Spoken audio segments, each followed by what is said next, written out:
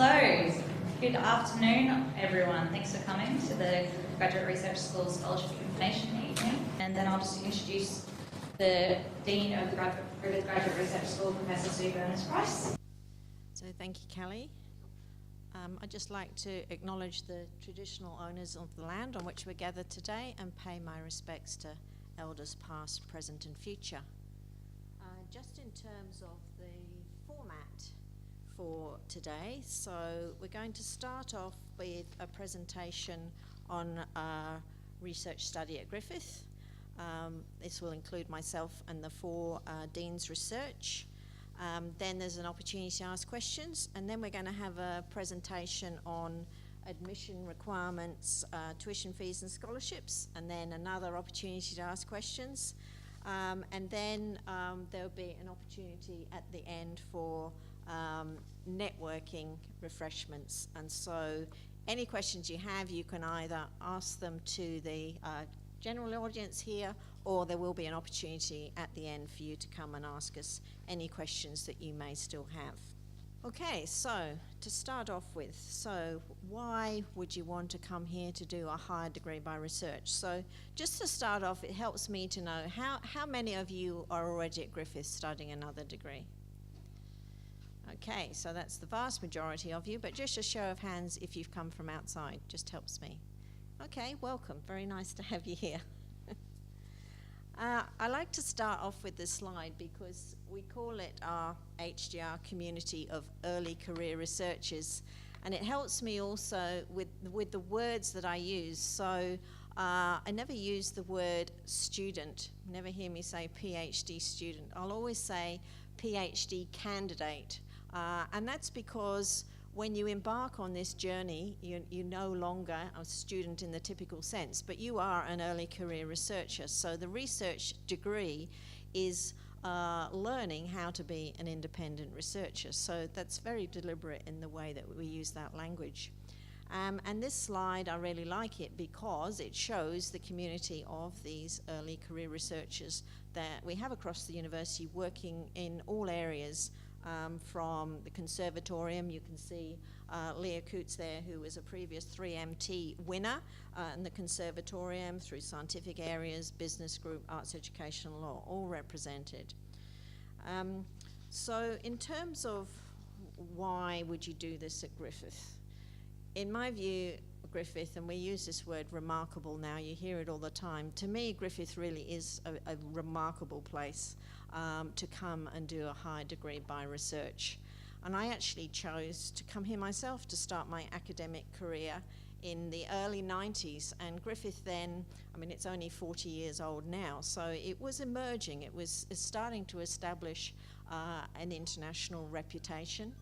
My PhD, I actually did that at the University of London, and I'd heard about Griffith University from some amazing work that they'd done, remarkable research actually, in the area of nuclear magnetic resonance spectroscopy. But what attracted me about Griffith to come here and establish my academic career was this unique interdisciplinary structure that it had at that time. So my area of research is biological chemistry, and I didn't want to be siloed into a traditional chemistry department. And so it was easy, and it was the right decision to come here and be able to do research that crossed traditional academic boundaries. So Griffith has always been that way, whereas a lot of universities now are trying to change their structures so they can be more adaptable to doing research that crosses traditional interdisciplinary boundaries. So just in terms of numbers, I mean, Griffith is now a very, very large university, approaching 50,000 students altogether, and an alumni network of 120,000 graduates. In terms of those who have graduated by a higher degree by research, and when I say that, normally what I'm talking about is a PhD, there are now nearly 4,000 or so alumnus who have PhDs from Griffith. And we embarked on a campaign about a year ago to go and find them all. So we have an HDR Reconnect campaign, and we have now found about a third of them. And one of the reasons that we've done that is because we want to know where they are now. So in terms of their employment, how useful their degree was to them to where they are now. And so we are just sort of gathering all of that information together. So next time when you come to one of these events, we can actually say, hey, come here and do a PhD, because these are some of the remarkable places you can end up. So in terms of the actual higher degree by research candidates, so a small fraction of that total of the university's student population, only 1,800 in total, but these are the elite, the ones doing remarkable research. So what I could have said at the beginning is actually the high degree by research candidates are really the research engine of the university. And statistics that were put out in 2015, 1/3 of all the research outputs from the university include an HDR candidate as an author. 1/3 of all the patents that the university files include an HDR candidate as an inventor. So in terms of the breadth of research now, I mean, when I started, Griffith certainly didn't cover all areas, but now the research is happening in almost all possible broad fields of research. We have 12 different schools operating across the 5 campuses in southeast Queensland. So here we are on the Gold Coast campus within the Institute for Glycomics. So there are a lot of experts here who can provide you with research supervision, 2,000 plus qualified supervisors at Griffith University.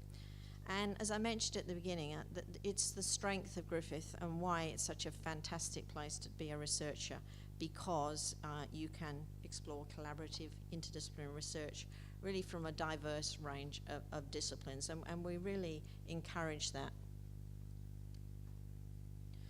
So for those of you who are at Griffith, you may know this, but it's always nice to reinforce it, that for a university that is only 40 years old, to be ranked in the top 3% of universities worldwide is really quite remarkable. And it's consistently rising up these research rankings every year. There's a special research ranking for universities that are under 50 years old, and Griffith is ranked 32nd in that in the last rankings. And as I mentioned, it's the breadth of research here. So in the last research excellence exercise, we call that ERA, Griffith was filing outputs in 98% of fields of research rated at world standard or above. So you're going to hear other people speaking about admission requirements and so on. But first of all, I thought I'd better clarify what is a higher degree by research. So there are 2 types of research degrees. It can be a research master's or a research doctorate. So a research master's means a level 9 qualification under the Australian qualifications framework, where a minimum of 2/3 of the program of learning is for research training and independent study. And a research doctorate means a level 10 qualification under the AQF, and where a minimum of 2 years of the program learning and typically 2/3 of the qualification is research. And the most common here is a PhD, where that would be 100% research. So the types of research degrees, as I mentioned, so a doctorate, the Doctor of Philosophy, otherwise called the PhD, is 100% research, and around 80 to 85% of all the higher degree research candidates at Griffith are enrolled in PhD degrees. Then we have named Doctor of Philosophy, so they are research plus some coursework, and both of these are in the health groups, so the Doctor of Philosophy in Clinical Psychology and the Doctor of Philosophy in Organisational Psychology. And then there are professional doctorates, and these are all in the Arts, Education and Law groups. So there's Doctor of Education, Doctor of Musical Arts and Doctor of Visual Arts. So some research plus some coursework. So the Masters by Research degrees really mirror that of the doctorates. So the Master of Philosophy is equivalent to the PhD, so it's 100% research. And then we have specialist Masters by Research degrees, which cover all or most of the academic groups here. So the Master of Arts Research, Master of Educational Professional Research Studies, in Health, Master of Medical Research, back to AEL, Master of Music Research, the Master of Science, and the Master of Visual Arts. So that's generally the programs. So if those are programs that you're interested in, you are in the right place, so do stay with us.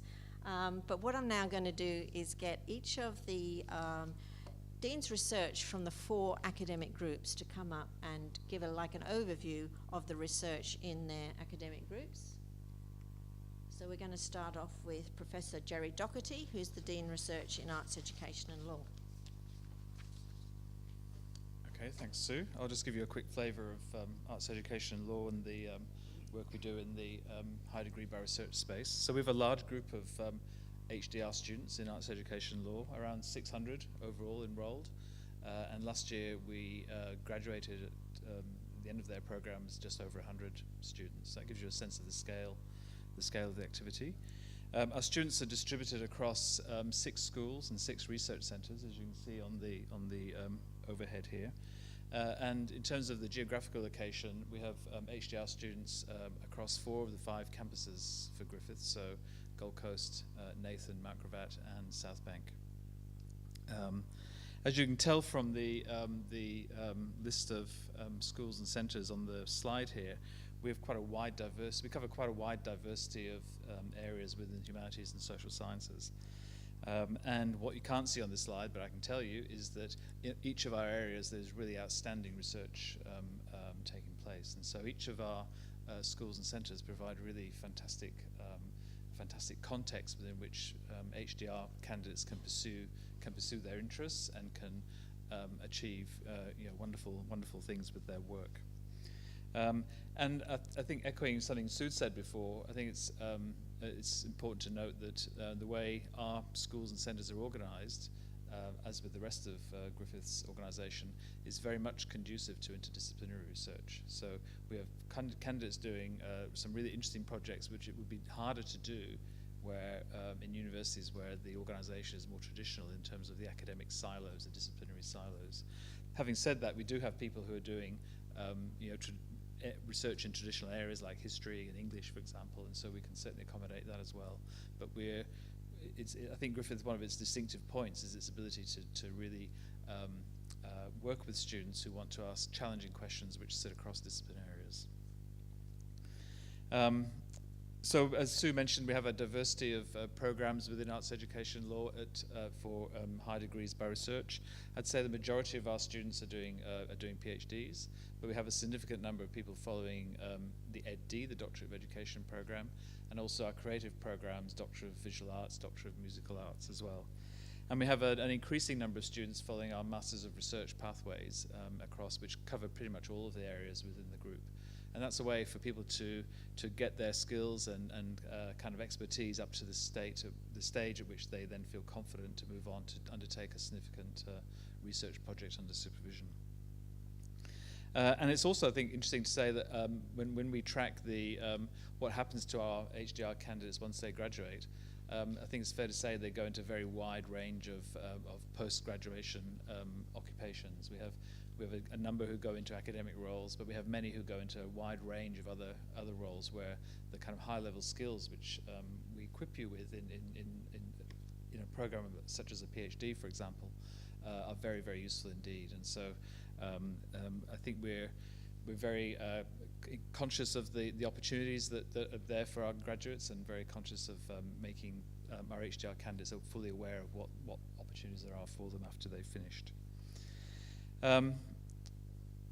Interested applicants, so anybody who's interested in pursuing an HDR program within arts education law, of course you should feel free to roam across our website to try and identify where the expertise might lie that best suits your interests.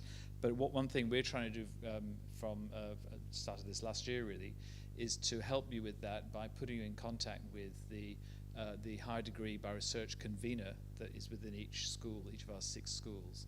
And so if you go to the website, and the links will be here on the version of this that you received with the hyperlinks, those HDR conveners in each school will be really happy to have a conversation with you around who might be the best person or people to talk to in order to find the best match between the expertise of the staff and the research questions that you want to work with. I think it's also really helpful because one thing we're encouraging very much now is that there's as much work as possible between the supervisor and student in the development of a proposal prior to an application, so that we can be confident that the work that the student would like to come and do for their project is well founded and maximally feasible from a practical point of view. So I think I'd say it's great to see so many of you here. I'll be around at the end of the session, and I'm very happy to answer any questions that anybody would like to ask about this particular group or about HDR candidature in general. Thank you.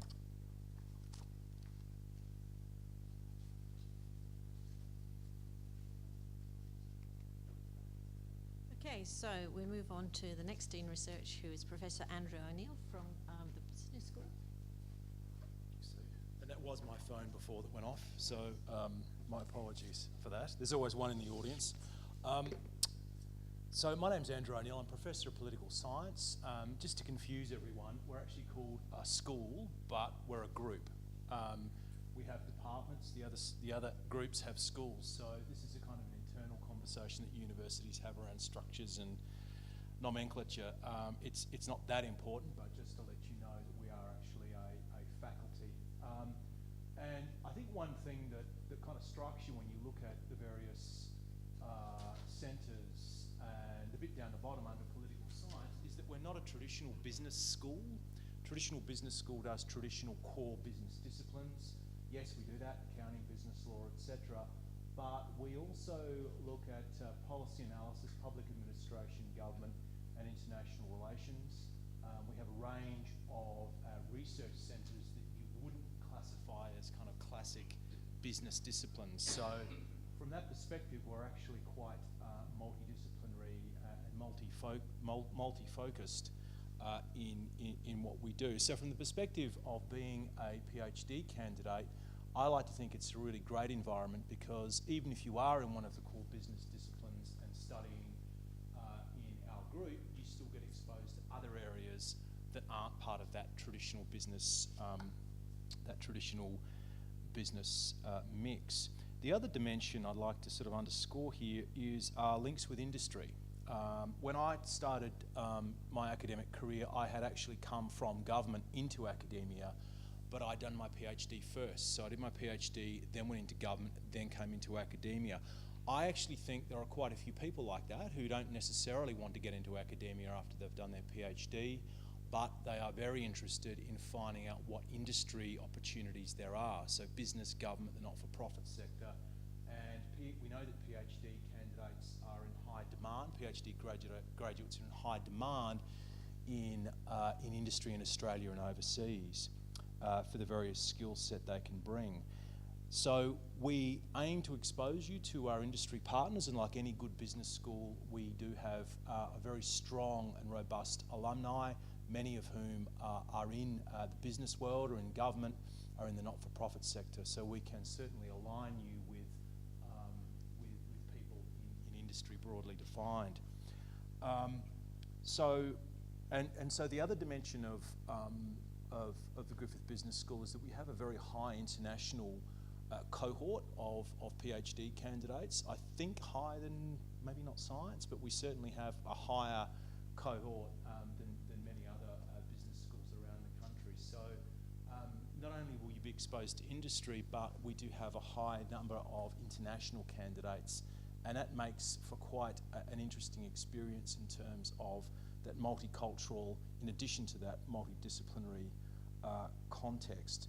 So like Jerry, I'm going to be here for a little while after the formalities have concluded, and please, if you have any questions or you just want to find out more about our group, which is called a school, I'm more than happy to take any questions.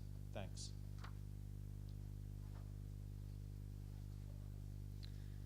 Okay, so next on the list, so this is Griffith Sciences. The Dean Research is Rebecca Ford. Thank you. Thanks, Sue. So I've been in the job about 6 weeks now. I started my studies at Griffith. I did my undergraduate studies here in sciences, and then I went off for 20 years.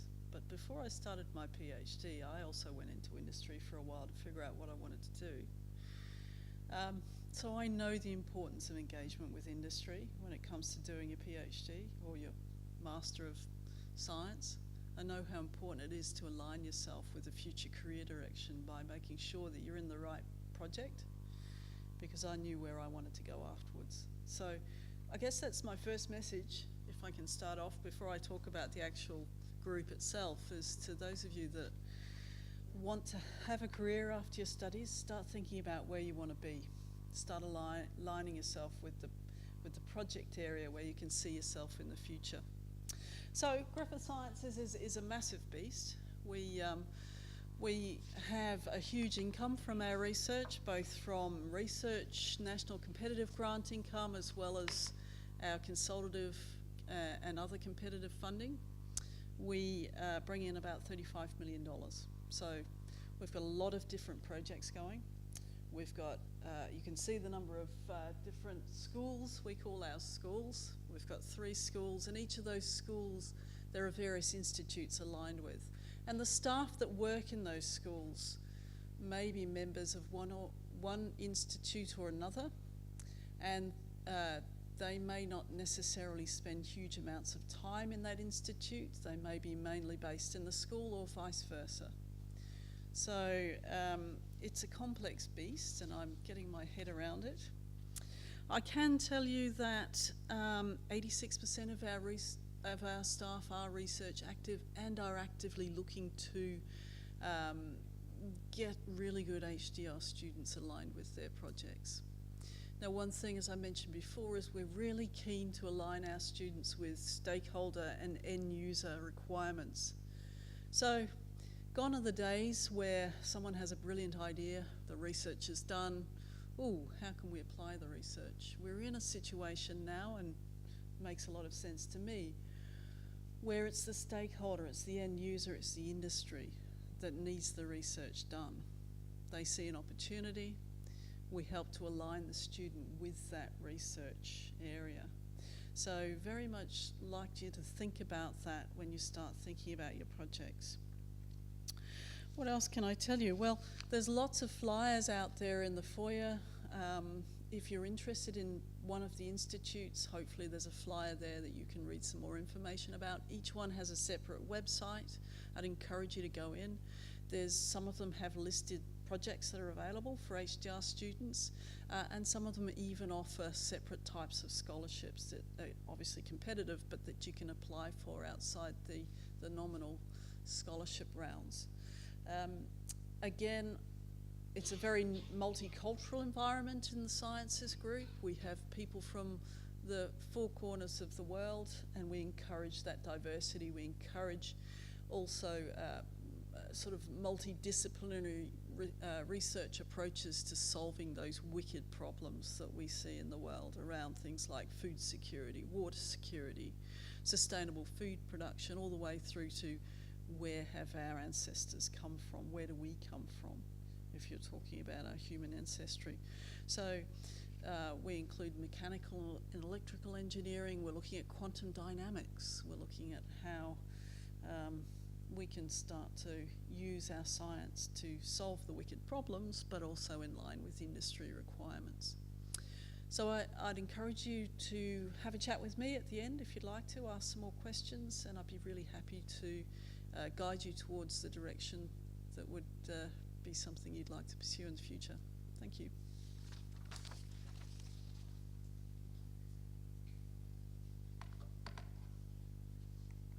Okay, so the last is Griffith Health, and this is Professor David Shaw. Yeah, good afternoon, everyone. My name's David Shum. I'm the Dean Researcher of the Griffith Health Group. Like the previous speakers, actually, I have a long history with Griffith University as well. So I didn't do my PhD at Griffith. I completed it at the other university in Brisbane across the river. But, I came to Griffith when I was finishing my PhD. So I started my work here in 1992. I've done periods work in, being a lecturer, senior lecturer, deputy head of school, research center director, but now I'm the dean research. So can I just quickly ask you, how many of you are interested in doing a PhD in the area of health? Great. All right, so I don't need to convince you, but for the other people, let me just tell you a little bit about why. I think that's a challenge there. So I think we have problems in health. In fact, we have a problem with disease. So let me give you some statistics.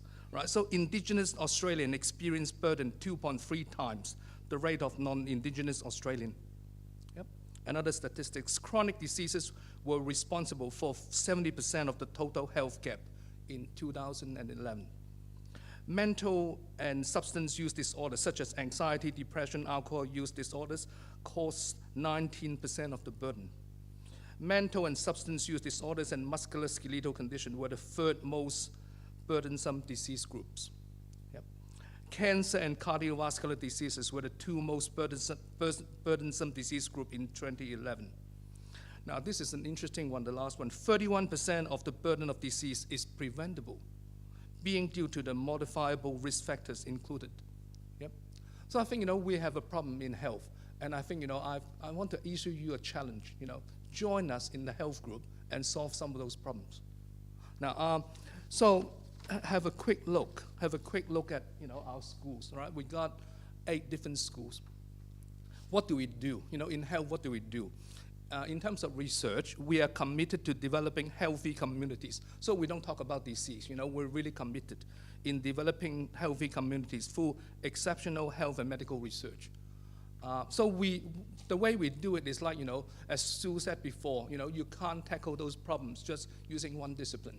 We have different disciplines, and each of those disciplines is one of those schools. So we have a school of allied health sciences, applied psychology, dentistry and oral health, human services and social work, medical science, medicine, nursing and midwifery, pharmacy and pharmacology.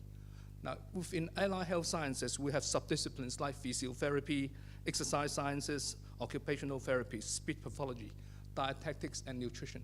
And we offer PhD studies in each one of those disciplines. So, I think you got plenty to pick from. Now, the thing, though, is like, they're not silos. They're not working by themselves. In fact, at Griffith Health, we try to tackle those problems, by doing interdisciplinary research. Yeah. The other thing I want to talk about is, in terms of Griffith Health, why do we think that, it's a good place to do research? It's because we're committed to providing PhD candidate with a good environment, a world-class research environment, by providing them with quality supervisions. I think, this is the same with all the other groups. We have, for every PhD candidate, we have 2 supervisors. Sometimes it's principal, associate, sometimes it's co-principal. I think it's really boring to work with just one supervisor. I think it's very important for you to work with 2 supervisors. We have interdisciplinary supervision. Sometimes, it's not enough to just, have supervisors, from the same discipline. We have across disciplines. And we have, very good resources and facilities. Now, but, as the other deans talk about industry engagement, now we have really good relationship with the Gold Coast University Hospital just across the road. We have conjoined appointments. We have people who work at the hospital who also work in our group. And the other thing is also, we have really good national and international collaboration as well. So, our research is not just on the Gold Coast or, in Nathan, but we work in people with Sydney, Melbourne, and so on, right? And we also work with people in other parts of the world. And finally, we have an iconic research center or institute called the Menzies Health Institute Queensland. And this is the 4th Menzies Institute set up in the country, to really promote, interdisciplinary research. So like the other dean, I'll be staying around. So if you're interested, come and have a chat with me. I'll be very happy to introduce you to some potential supervisors or, to talk about some directions or that kind of thing. All right, so I'll see you later.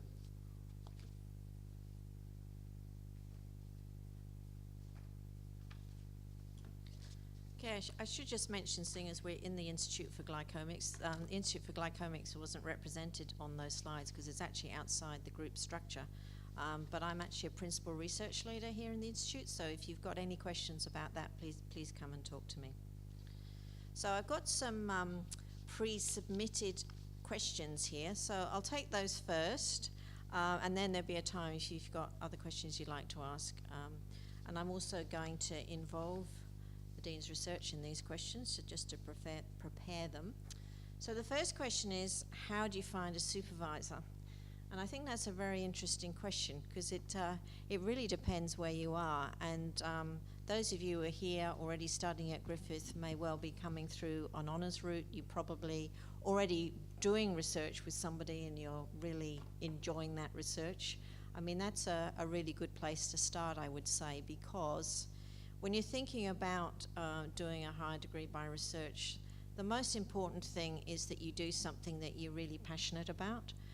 And I can tell you my own story, because I did my PhD in the UK, and I knew what I was interested in, the topic of bioinorganic chemistry. And I was put in touch with a number of people who were working in areas I'd be interested in. One of them was the University of Oxford, so I went there and I had an interview and I thought, this will be great, you know, I could do a PhD at the University of Oxford, but I wasn't actually interested in it. And I had met my PhD supervisor at the University of London at the time, and the guy in Oxford said, actually, I think you should go to London because I can see you're really interested in that topic. And that was just the best possible advice. That's really what fundamentally matters, that you pick something that you're really interested in, because that's got to sustain you through the journey, which will have its ups and downs, I can assure you of that. So if you're doing something that's going to interest you for the whole time, that's a really good place to start. So in terms of how you go about finding a supervisor if you don't know anybody, I mean, I think Jerry Doherty gave a good idea in arts educational law that within their website they direct you to the HDR convener, so every element has at least one HDR convener, and they know about the research that's happening in that particular school, so that they're a good starting point. We also have something called Griffith Experts, which has all of the academics in the university and what their research areas are. So this works because it pulls out of the system all of the information that exists in various databases. So when academics put in their publications, their grants, this Griffith Experts, it pulls that information into a central place. So it's good from the point of view is it doesn't rely on academics to actually put stuff in, because they're really, really busy and they wouldn't do it. But it is only as good as the data, which isn't 100% perfect. So with that caveat, I would say Griffith Experts is actually a good place to go and look if you're interested in particular areas and you're not sure who might be doing it. But I'm going to just pass that question over to one of the other three deans about just advice on how to find a supervisor in your groups. Do you want to come and use the mic? So I think, reinforce, what Sue has said before, but I think the website is very useful as well. So, if you're interested, the Menzies Health Institute Queensland website, they really have, really interesting project. Sometimes it's very difficult. Sometimes when you're trying to find a project, and you might think, oh, look, how do I find a project right from, from the scratch? But some people might have already some ideas that you might want to talk to them about, so they might have some suggestions about projects. So that's one thing. Now, the other thing is like, the other thing I would suggest, when you look at the Griffith Expert or you do Google Scholar or that kind of thing, have a look at someone, who's really active in research. Like, sometimes, you have people and say, look, I do all this list of research and list of research, but they haven't published too many papers. I think it's quite important that you look at people, who are really doing active research. And then you try to, download some of those papers or even just have to look at the abstracts and find out what's going on, okay? And the other thing is like, feel free to email those people. I mean, what's the worst they can do? Just don't reply to your email. But if they reply, then you can engage in a conversation, okay? Yeah, it's a very good sign when they reply to your email. Rebecca, do you want to say something? I just wanted to add, in science, many projects are funded through collaboration with external partners. Same with the other groups. So many of them have PhD student scholarships associated with those, and so they're looking to fill those positions. And it's worth having conversation with senior research leaders in the areas that you're interested in. No one's going to bite you. All you have to do is email them in the first instance and ask for an appointment. if you think you're good enough to be their student, then very likely they're going to be interested, because they may have a large grant that they've just had funded, and they may be looking to fill those positions with high quality students to do PhDs or even master's projects. So I think, you know, the onus is on you guys to make the contact and not be shy, to actually just make contact with those senior researchers, put your faces in front of them and ask them, do you have projects coming up? This is the area I'm interested in. And they may not have something in the exact area that you're most passionate about, but they may have a suitable alternative for you. Okay. Anything to add? Anybody? No? Okay. There's a really good question here. What can I do now to make myself more attractive to selection panels? I wouldn't advise, you know, putting your photo on your CV, because we don't actually look down at that level of detail but I don't think you mean attractive in that point of view. But it's really a great question, because I think it comes back to a point that Jerry Doherty made about, I mean, when you're actually applying for a scholarship, you want to be fairly advanced in thinking about what it is exactly you want to do.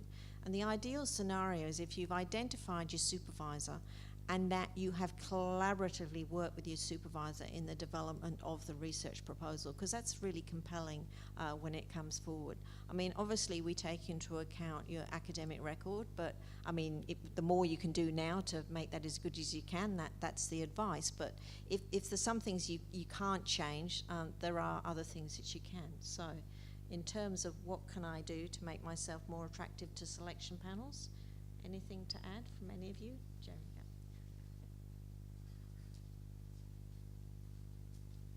So I think, two things I'd say. One is if you have any experience, any relevant research experience that you want to kind of alert the, making that really clear in the application is very helpful. Sometimes we find out about things kind of only by chance, when in fact that might be quite important information in weighing up somebody's, what somebody's bringing to the table by way of the background to an application. And the other thing I'd say is careful choice of referees. So sometimes we see referees who aren't really able to comment on somebody's capability in relation to the degree that the degree program they're applying to join. And so it's really good to have references which are kind of informative in the context of the application that's being made.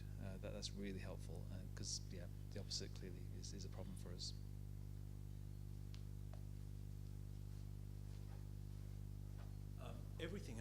Everything else being equal, you've got great qualifications, you're competitive, you look great on paper. I think the other area which often stands out for good candidates is they have a well-defined plan about what they want to do over the period of their candidature. So thinking back essentially from the submission date when you want to submit, and working out your strategy and your plans and your milestones going back from there, because selection panels, supervisors, the university as a whole is very much aligned in its planning with high degree research around milestones. When the key achievements of the candidature are, how you intend to get there, and what strategies you're going to use. And the other thing there is that supervisors really like that, because it means you're going to complete in a timely fashion, and that is often very attractive for academic supervisors.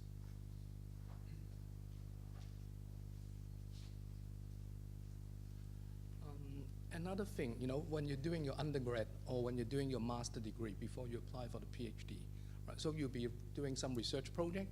If you can, try to publish that.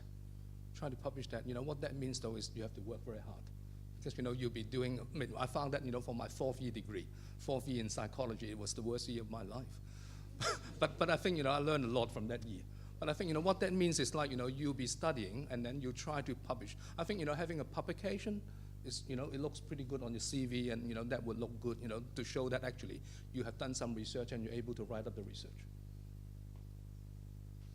Yeah, that was a very good point. And the other thing I would say is that we do have template CV, which you can access when you apply. It's really important that you provide all the relevant information to us in a form where we can assess it. So if you do have publications, it's really important we understand the quality of those publications, your contribution to those publications, and so on. So do be guided. There is an example CV with the sorts of information that we'd be looking for. Okay, so those are the pre-asked questions. Does anyone have any questions, not about entry requirements, but more just about the general degrees or things that are happening in the groups?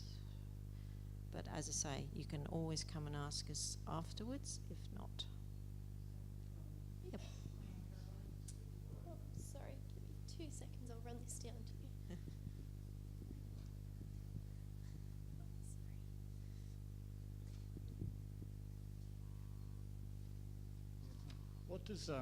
What does a supervisor get out of their working with a candidate? Like, do they get paid money for it, or is it part of their something or other that they do? Like, what's in it for the supervisor? Very, very good question. I mean, it is, as an academic, it's part of their role to supervise HDR candidates. I would say it's one of the, speaking from experience, it's one of the best parts of the job, actually, working with research candidates. So they get a lot out of it from just doing it. But these question as well. Let me let you into a little secret. PhD supervisors don't know everything. I mean, we don't know everything. Especially, if you got a topic that, you were in a similar area, but, not the exact topic. I think it's a two-way thing. I think you guys stimulate us into our thinking as well. I think sometimes, I know quite a bit about my own particular area and project and so on, but I don't know everything. But sometimes having a PhD candidate actually stimulates me. And we're busy people, head of school, deans, and, we do all sorts of things. But I think I really treasure and value the time I spend with my PhD candidate. Because, sometimes, there's only so many emails you want to answer, so many forms you want to sign. But I think, working with PhD students, I quarantine my time. I sort of meet with my PhD candidates every Friday. That's the time that I really enjoy. And, I think they, one by one, they come into my room and we talk and, we try to challenge each other. Sometimes, a question asked by the candidate actually really makes me think. Sometimes, I think, what do you know? You're only PhD. No. But let me think, that point, has some sense to it, right? So I think sometimes it's that kind of thing. As scientists, we are curious. We have curious. We're curious about ideas. We're curious about planning and experiments and all that kind of thing, and that really keeps us going. Okay, so Adam Jones, and I'm the Scholarships Coordinator at the Griffith Graduate Research School. And I'm not going to talk for too long this evening. At least I don't think so. You may disagree, I suppose. And I'll be covering, well, first of all, start off just talking about tuition fees, just to make sure we're all on the same page there. The types of HDR scholarships, I'll be talking about the scholarships, which is the name of the evening. Scholarship conditions and entitlements, and as we've said a few times, there'll be time for a question and answer session afterwards, and we'll be hanging around afterwards if you'd prefer to talk one-on-one. Okay. Oh, hang on, sorry. Oh, this is in a different order than I've got here. Tuition fees. Good news first. So domestic candidates, so for our purposes, that's Australian citizens, permanent residents, or New Zealand citizens, you don't need to pay any tuition fees. They're now covered, as of last year, by the domestic fee offset program, which means they're covered by the Commonwealth Government with a contribution from Griffith. For international candidates, though, have we got many international candidates here this evening? Some. So less good news for you, I'm afraid. So tuition fees are payable for the research programs. The exact amount would depend on the program you are doing and the element of enrollment. Okay. Types of scholarships. So broadly speaking, they fall into three fields. So living allowance scholarships, which are paid to you as a salary, in effect, on a fortnightly basis. Tuition fee scholarships, which, as the name suggests, would be looking after your tuition fees and also a generous contribution to overseas health cover, so for international candidates. and top-up scholarships. So they can come from a variety of sources, and there are additional living allowance essentially to sort of bulk up that value of the stipend scholarship. The majority of the scholarships we give out in terms of the living allowances are the Research Training Program Scholarship and the Griffith University Postgraduate Research Scholarship. So the only difference between those two is that the money comes from slightly different places. So the RTP scholarships are funded by the government, and the GUPRAS scholarship that we call them, quite a few acronyms around this, I come from the Griffith University budget. But aside from that, they are exactly the same. So they're both 3-year scholarships. The 2018 rate is there. They're indexed. They go up slightly each year. And the conditions and entitlements of those scholarships are exactly the same. I'll also just draw your attention to our Indigenous scholarship, which comes with a top-up scholarship. So I don't know if anybody here identifies as Indigenous, but if you don't, maybe you know somebody who does. We'll talk more about the selection requirements for scholarships later, but just to point out, they are slightly lower for the Indigenous scholarship, and obviously that top-up scholarship makes that a very attractive rate. So that's a scholarship scheme we're very proud of. Tuition fee scholarships. So again, they come from 2 sources. So Research Training Program, International Fee Offset, paid for by the government. Griffith University International Scholarship, paid for by Griffith University. But aside from that difference, again, they're exactly the same. So 3 years in duration, cover tuition fees in full for that period, and overseas health cover for 3.5 years. Top-up scholarships that I mentioned earlier, they're generally provided by the school, the group. The health group is offering top-up scholarships again this round. Could be from industry. And again, they'll be made available to you in a variety of ways. Could be advertised, could be through the local processes. So I guess keep your ear to the ground on those. Some will be advertised by the Griffith Graduate Scholarships page, which you'll have the link to. And other scholarships which are available now to candidates after they've enrolled. So I don't know, are there any current candidates in tonight? Anybody who's already started their program?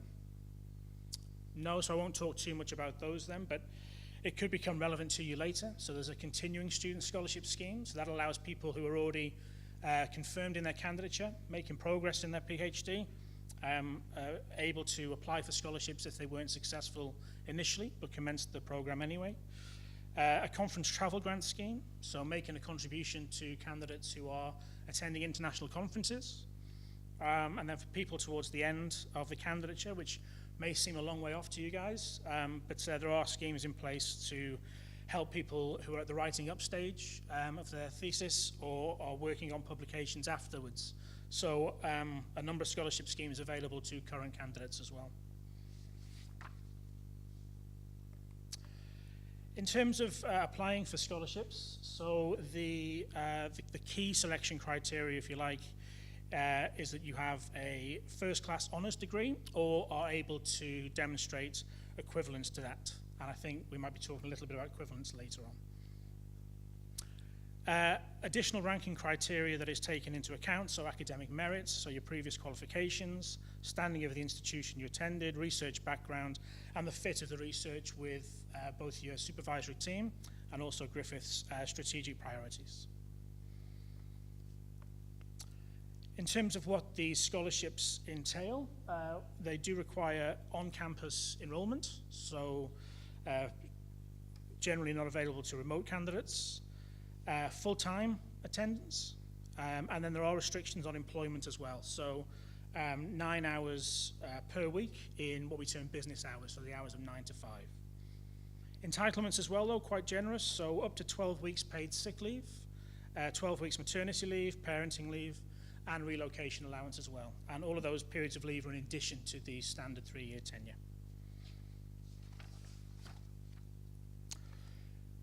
We have 2 major rounds a year, the end-of-year round and the mid-year round, imaginatively titled. The current round is open and applications close on Monday, the 16th of April. It's important you get your applications in on time because we can't consider late applications. And for international applicants, we do require evidence of English language. and that must be submitted with your application as well. Again, there were, I don't think, any current candidates here, but if you had started your PhD already and you were in the first 12 months, you'd be eligible to apply. So if you're not successful in this round, there is the opportunity to apply later, although I should point out that there is a limit of 2 scholarship applications in a 5-year period.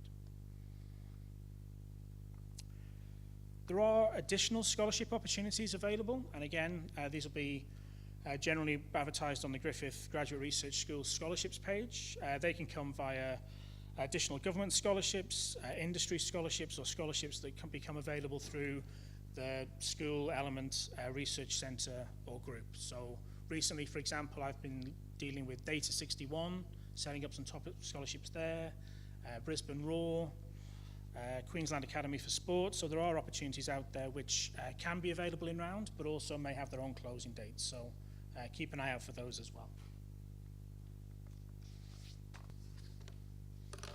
Okay, so now you've heard what a great place Griffith is to do your research and about our scholarship scheme. I'm just going to try and give you a bit of information about getting you in and how we can get you a scholarship. So there will be questions at the end as well. There's a lot of information here. So starting with the qualification requirements. So this will vary depending on whether it's for admission or scholarship. So with all of the research master's programs, all of the admission requirements do vary. Some of them might just be a postgraduate qualification with a GPA of 5. Others need like a bachelor with honours level. So for those programs, definitely have a look on Degree and Career Finder site. In terms of scholarship applications for those, not all of them accept scholarship applications, so we'll show you on the website as well for those ones. And just the other thing to keep in mind with those, even if the admission requirement states one thing, all scholarship applications require an Honours 1 equivalence that I'll go into a bit more detail with you about as well. So for admission to the doctoral degrees, we specify Honours 2A. So I think most of you put your hands up that you're currently doing a Griffith degree. So if you're honours, the standard to progress into the doctoral program is a 2A. If you're in one of the master's programs or one of the university's graduate diploma programs, you'll see up there the grades that you need. So it's the GPA there that we look at for the program, and also the research component that you do within that degree. We look at the grade that you got for that. So for scholarship eligibility, everything is the same in terms of requirements except the grades. So it's at Honours 1 level if you're wanting to apply for a scholarship. So what's really key here is to make sure that you have that research component in that qualification. So in Griffith terms, it's 40 credit points that you need. So that's basically 1 full-time semester of research that you need to go into a doctoral program or scholarship. So we do allow that to be made up of 30 credit points of research and one sort of research methods coursework unit. So we can do that as the combined. But basically what you're needing there is evidence of independent research. And so we look at the grade for that, as I said. If it's not graded, we do need to either have copies of your examiner's reports, or you need to provide us a copy of that dissertation, and we actually look at that internally for you. So probably also worth pointing out, the qualification that has that research component is the main weighting in your scholarship sort of scoring and ranking process that occurs. So obviously that's sort of the main consideration. The deans have noted the other areas that are obviously taken into consideration, like your research proposal, your plan, etc. But this qualification is the main weighting that will be applied to your application. Okay, so in terms of equivalency, if you don't have a qualification that has enough research, or perhaps if your grades aren't high enough, you can be deemed equivalent if you have other evidence of your research activity. So you'll see listed up there that can be an output, or it can also be work experience. We do have a set of guidelines that apply for those types of research activities to be deemed in your equivalence case. So there's links on all of these slides that you'll get a handout for. And we have what's called Schedule A or Schedule 1? Schedule 1 in our scholarship policy, and it details all of the requirements for those outputs. So they need to be refereed. If it's research experience, it needs to be at least 6 months. So there's a few different things around those. So this would also apply if your qualification is an Honours 2A, for example, and you want to be Honours 1, you would need an output to be able to put that case up to Honours 1 level. I'll just remind you, as the Dean mentioned, we do have a CV template on our website that we really encourage you to use. It just lays out exactly how we need to view this information to be able to assess that when we get your application. And even if these outputs are not needed to make you Honours 1, they will still be considered when they're looking at your scholarship ranking. So any additional evidence you can provide of your outputs is really important. If they haven't been accepted for publication, definitely upload a copy of that publication and the evidence of acceptance. Sorry, if they haven't been published yet. Okay, so in terms of pathways, so there's a couple of examples up there, 1 to 3, if that's the situation that you're in at the moment. So if you just have a bachelor degree, if you don't yet have that honours year, or you have a master's degree without that research component or the sufficient grades, there are a lot of pathway programs available at Griffith. So the most obvious is obviously the honours pathway, but there are a lot of master's programs that have the research component in there for you. And we also have a suite of graduate diploma of research studies programs that the university has set up. So they're just 80 credit point programs, and depending on your background, you can get some credit for coursework in those, so it can be dropped to sort of 40 or 60 credit points. So if you were to do one of those and get the required grades, you can also then put forward your application for scholarship too. So when you go on our website, we do have a lot of information about pathways, so I definitely encourage you to have a look at those if you're considering continuing on as well. Okay, so for the application requirements, in addition to your qualifications, there are a few other pieces of information that we will need to get from you. We do have all of our application process online. You can start it at any time and save it. There's a lot of documentation, so if you save it, upload them as you go, you can come back to it at any stage. What's really important is finding a supervisor, and I think you've heard all of the deans reinforce that to you. You will need to have at least one supervisor who's agreed to supervise your project before you lodge your application. And I think it's just really key with the scholarship rounds. Just keep in mind it does take a bit of time to find a supervisor and refine your research proposal with them. So just make sure you leave enough lead-in time there to make those connections and relationships prior to the closing date for the round. Other requirements there, if you're an international candidate, you will need to provide your evidence of English. For scholarship rounds, we need that evidence by the closing date, but if you're just applying for admission, you can apply and we'll ask you to give us that evidence before you actually start the program. For the referee reports, you've also heard the importance of those. When you lodge your online application, it will immediately send an email to those referees asking them to fill in our online template. So a really good idea to give them a heads up that that's coming their way, and also their availability within that time frame of your scholarship round closing day, just to make sure they're in a position to do that within a week or two of receipt of getting that email too. Okay, so just some scholarship application tips. I should say that we're putting together some information on our website that's actually going to be launched on Wednesday. So some of this that's referred to, if you go off and look at our website now, it's not there just yet, but Kelly's going to coincide that launch with giving you this presentation on Wednesday, so it will all be there for you. So first one, Adam mentioned you can only apply twice within a 5-year period, so it's just really important to have a look at those eligibility requirements and obviously the equivalence requirements if that's what you're basing your application on, just to make sure you're putting your best foot forward and you can get that application in with the best chance that it has for getting you a scholarship. As I said, get in touch with your supervisor early. For your academic qualifications, just provide as much information as you can. So the grading scheme of the institution, if it wasn't Griffith, when you're expected to complete your program, etc. As I said, for scholarship applications, that's really important, that qualification with your research component. So the more that you can give, the better it will be.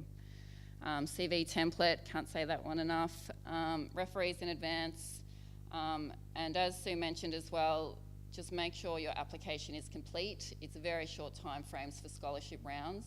So we'll give you a couple of days if there's something missing from your application, but if it's not there, then we can't progress it. So just check in with us at any time if you're unsure about one of the requirements, and we can make sure that you get everything in that you need to. So as I said, you can apply online. Start that at any time. Don't leave it to the last minute. There's a new application guide as well. That's a great resource. It provides lots of tips on that application for you as well. And I think that's, oh, yes. So we do have some pre-asked questions that I think, Adam, do you want to start with yours? Am I able to study remotely? So yes, you are able to study remotely, but as I said, if you want to hold a scholarship, the expectation is you'd have an on-campus enrollment. How many clinical psychology scholarships are offered at Griffith? So we don't have a quota. This is something perhaps I should have said in my presentation. So once the assessment process is complete, scholarships applications from across the university are assessed side by side, and there's no quota on the number of scholarships that can be awarded to any group or element, and equally there's no ceiling on how many scholarships could be awarded to international candidates, for example. It's purely done on a merit basis, so there is no limit. And third question, I'm a current HDR candidate. I have international qualifications and the grades are not class 1, so my scholarship application was unsuccessful last year. Is there any way to boost my application for the next round? So the most obvious way would be to try and work on publications during your candidature, research outputs to try and make that application stronger. I think David touched on that earlier, and sort of how feasible that is, I guess, may depend on where you are at with your individual research. In terms of current candidates, though, as I said, you can apply in the first 12 months as a new applicant, and there is also capacity to apply in your second year under the Continuing Student Scholarship Scheme once you've achieved confirmation. So when I asked for a show of hands earlier, there were no current candidates, so I won't speak to it too much now, but information is available on the links that Callie will send out. Thank you. Okay, next three. So the next one is, if I apply before the scholarship round and don't get a scholarship, will my application be dropped, or will I still have the option to study as a self-supported student? So the answer is, if you're unsuccessful in the scholarship round, we'll definitely let you know if you still are eligible for admission and offer you admission to that program as a self-funded candidate. So you will have that outcome if you're eligible as well. As Adam mentioned, you can go into the program and within that first year reapply for a scholarship. So that's open as well. Next question, what is the cost for a PhD? So it does vary depending on the program and the school that you'll be enrolled in. As a ballpark for this year, they range from around $27,000 to $32,000 per annum for international tuition fees. If you're a domestic candidate, you don't have that tuition fee liability. Last one, what pathways are there if you only get second class? So as I mentioned, there are other program pathways, but if you're in a situation where your program is H2A and you're wanting that Honours 1, it really is about that additional evidence of your research ability. So a publication or other output really is the key way to get your equivalence up to that Honours 1 level. So I think we're open. No. We're here now, so you can. So if you'd like, everyone, you can move out into the foyer. There's refreshments being set up as we speak, and everyone you might need to ask a question of is wearing a name tag, so you can just go up to them and ask them whatever questions you have about applying for an HDR at Griffith. Thanks everyone for coming.